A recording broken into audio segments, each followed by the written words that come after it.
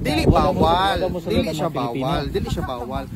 Actually kani siya mo anita diri karon any time of the day it's okay without permit. Mo bitong gibutangan na tag barricade because this is a public sphere. Mo na gibutangan na barricade kay padi ta mo adto dito sa pikas. Kung adto ta dito sa pikas kanang mga private na property di na pwede. So ang atong gi-secure na permit is dili pang events. Ang events na permit it will take 4 weeks at least para magrantan. So we ask for a permit ang called demonstration na permit. So dili to tinuod nga balita sir. Dili to tinuod. Dito tinuod nagahigulo ang mga Pilipino. Ang gistorya nato sa police is pwede ba na dili mo magtambay di sa bike lane? Pwede ba na okay ninyo ang kanang agihanan sa mga tao? Okay ba na pag mulakaw mo netches ang lugar, limpyo ang lugar mo? Can I do that for you? Engage siya. Can I frack ani biya siya no? Yeah. Oh, can I ask that from you? And yun sila yes. Mota siya so karon makikifraka, makayuli herbina, blyfa andar on the plek kay pa po the mensa. Correct. Kunya ang importante karon na every time na natay event naagiti permit.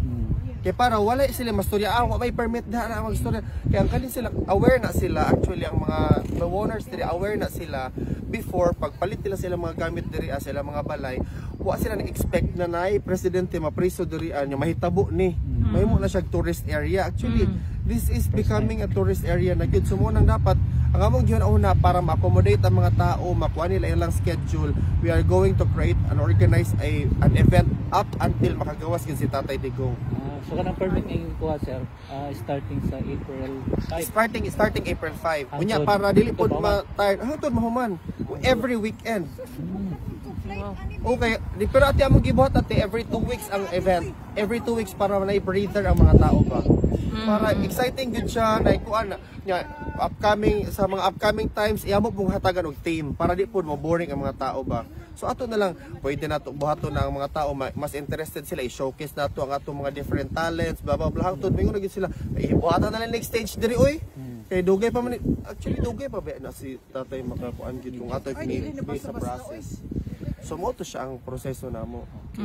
So mga kapartner, yun po ang tunay na nangyayari. Ayan si Sir Alvin, isa yan sa mga organizer dito sa The Hague, Netherlands para legal tayo dito magtipon-tipon with permit na starting April 5 hanggang matapos hanggang makauwi si Tatay Digong. So lahat ng mga Pilipino galing sa iba't ibang bansa pwedeng pumunta rito, magkaisa, magbigay ng mga moral support at pwedeng kakanta, sasayaw, walang bawal. Basta tama yung sinabi ni Sir Alvin kanina, wag lang pumunta doon, basta dito lang lahat. So magkaroon na tayo ng ano dito, disiplina at ano mangyari kasi magkaroon ng party picnic no? Oh, pwede picnic pero actually isa na yan sa mga plano namin dapat isabi natin sa mga kababayan natin basta within the fence talaga tayo, not outside the fence. So follow the rules lang. Para hindi tayo mapaalis. Yan, legit yan mga partner si Sir Alvin ang organizer. Oh, kasi kami mismo nag-organize talaga.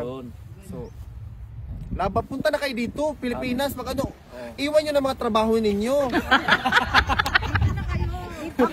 Punta kayo dito. Trabaho apply na next year. Paglabas si Tatay, apply kayo ulit. Bisikleta kayo.